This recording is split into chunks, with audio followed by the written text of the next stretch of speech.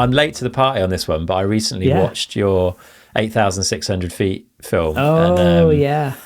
I was blown away, man. Like, Cheers. and again, for anyone that's missed this, just give us a bit of an overview of that project and what you set out to achieve, because Okay. it's, I mean, it's a gnarly descent on the best of days, and you decided you were going to ride up it.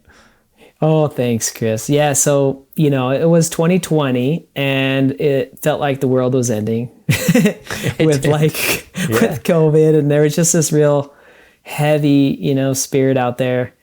And I just thought, like, hey, I have this opportunity. I'm a pro rider. I have the ability to make media. What's something that I could do that would really kind of showcase just a good message for the world? And, one of my components of riding that I love to show is the climbing aspect. Like, I think climbing a mountain bike is just something that's really fun, and it's something that I like to show. So over the years, I had made a few edits and I had climbing in them. And, with that 2020 hard year, I was just thinking like, man, what could I do? What could I do that would be impactful? And I remembered, that I worked with the sports psychologist, Dr. Manning, that we chatted about. And I thought, maybe I could do some challenge that I could talk about the mental components or show the mental components in action so people could draw, similarities to their own mountains or own challenges that they're dealing with and use that for themselves. And so one of my favorite places to ride is Moab, Utah. It's like 8 hours from me here in Idaho. And one of my dear friends, Kyle Mears, is down there. And I loved going and riding with him. I do love going and riding with him. And, we would go ride places and he'd be like, Braydon, try to climb that. And I'd be like, no, not a chance, dude. There's no way I'm climbing that. And I, like, more often than not would either get it or I would get really close to doing it. And so, I knew the Whole Enchilada trail was like a massive trail. It's like 8,000 feet. It's about 27 miles. And I just started thinking, kind of like this hard MTB league, like, you only live once. Like, you might as well go for something if it's from your heart and you feel like it could be a good thing. And so I was like, all right, like, maybe I should try and climb this and show my process, because I knew that it was going to be really hard. Yeah. And I was like, if I can show my process of trying to figure this out, whether I make it or not, I think it could be a good message to put into the world. And so, I started, once again, building the right team, talking to my friends, talking to my wife, talking to Kim, who is the writer of the story. And I said, here's my vision. I really want to put something good into the world, and kind of talking about the mind and how to overcome adversity, and, kind of that whole mantra of, trying to find joy in the struggle or the process or whatever.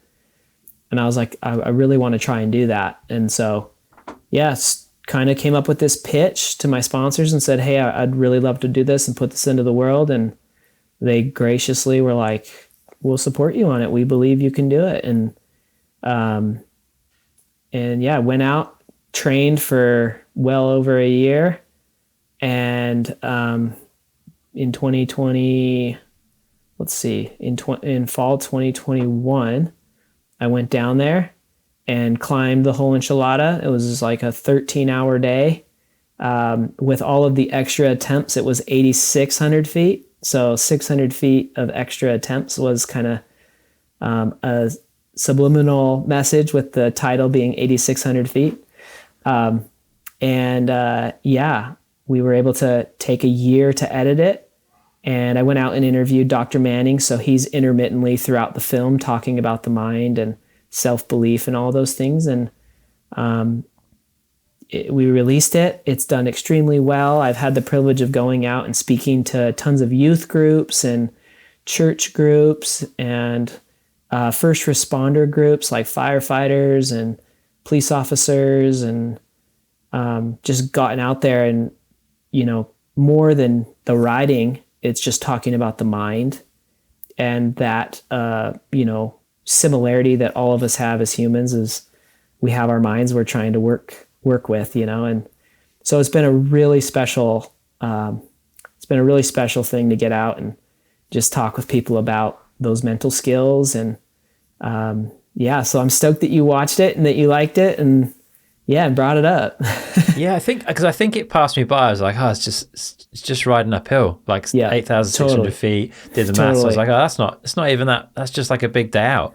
You're right. And then I didn't consume it. And then I came back to it and realized how gnarly the terrain is. Like most people cannot ride down this trail, and you're riding up it. Like there's some sections on it which are, I mean, they're basically like rock climbing on a bike, like the physicality, the explosiveness that you must have, but not only to get it once, but to it's not a climb that you're going to get everything first time by a long stretch of the imagination. So doing those multiple attempts. But you did quite a lot of prep, right? You were quite process driven with this. Yeah. You visited on a number of occasions and you knew there were certain areas that you knew you were going to have to go and work on. Oh, yeah. One of those was the snotch, I think. Yes. I think I'm pronouncing that right. Which is like the most challenging part. Talk us through that, like the prep there, because like even with all the mental tools you've got, that clearly you could see the anger and the frustration building, and I'm guessing negative self-talk starts to creep in at those points. Like, talk us through that particular day. Yeah, no, it was such a challenging part of the climb. It was the crux, it was the main challenge of the whole ordeal. I really was like, okay, if there's one thing that's going to stop me from making this climb, because if it was just effort and just pushing with my soul, like I could do it. But technically that snotch was giving me nightmares. Like it was so overwhelmingly difficult, where when I went down there in May with my wife who was filming, I was like trying it and I was like I was kept struggling, and I looked at her and she's like, is it possible? And in the film, I look at her and I'm like, inside, I'm like, I want to say absolutely not for me. But I looked at her and I'm like, yes.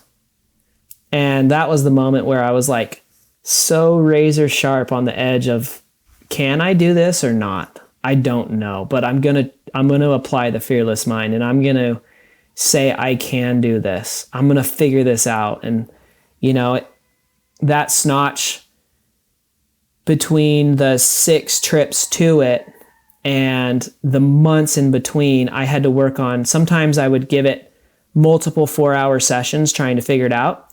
And I would just come to the conclusion that I'm not strong enough. And then sometimes I would, and so that meant that I would go home and I would do jumps and I would do, workout, and I would build my muscles stronger. And then sometimes I would go do it and I'd get closer and it was all technical. It was, I need to visualize it. I need to study where my pedals are and where I put my power down and all of these things. And so that took energy, so it was a combination of visualization, immaculate like detail of where pedals and power and everything needed to be.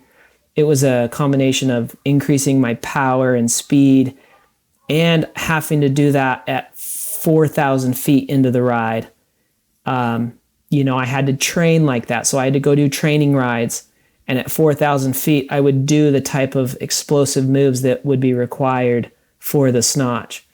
So when I look back at it, like that snotch took physically between 700 and 800 attempts. Whoa. And it took months of training and visualization of like how and where and what to do on it. Where when the day came, it was crazy, Chris, how I pretty much had no doubt in my mind that I could do it. Which, like,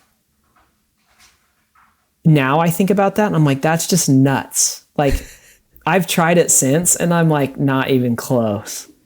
And I'm just like, wow, like the confidence that I had because of all of the effort and energy that I put into it was pretty, it was pretty self-confident building that, holy crap, I can do stuff that's like really hard, you know?